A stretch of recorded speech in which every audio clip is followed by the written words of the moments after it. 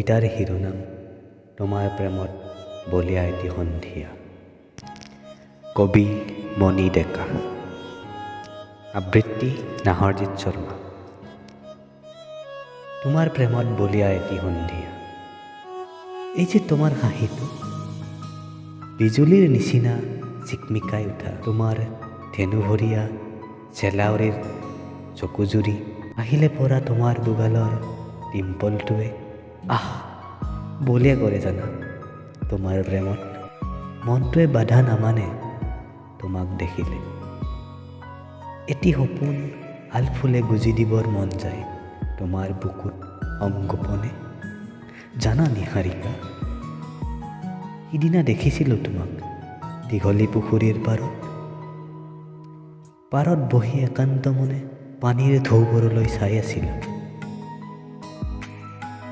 তোমাৰ লাহি দুপাট্টাখন কঁপি উঠিছিল নীলাচ বতাহজাকৰ স্পৰ্শত,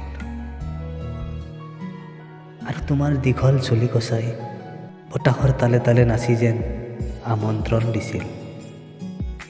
তোমাৰ গুণমুগ্ধসকলক হালধীয়া আৱলিতো প্ৰাণ পাই উঠিছিল তোমাৰ উপস্থিতিত। লাহে লাহে সন্ধিয়া নামিছিল, তুমি সেই একেদৰেই বহি আছিলা। তোমাৰ বাবে যেন বলিয়া হৈ পৰিছিল সন্ধিয়াৰে এই সময়খিনি। বৰ মন গৈছিল জানা তোমাৰ সতে নিবিড় সন্ধিয়া কটাবলৈ, হাতে হাত ধৰি তৰা ভৰা আকাশখন হেঁপাহ পলুৱাই চাবলৈ। জানা নিহাৰিকা, হৃদয়ৰ সেউজ দলিচাখনত তোমাৰ অনুভৱবোৰ আলফুলে সাঁচি ৰাখিছোঁ বহুদিন আগৰ পৰাই, কিন্তু ক'বহে পৰা নাই কিবা এক অহেতুক ভয়ত।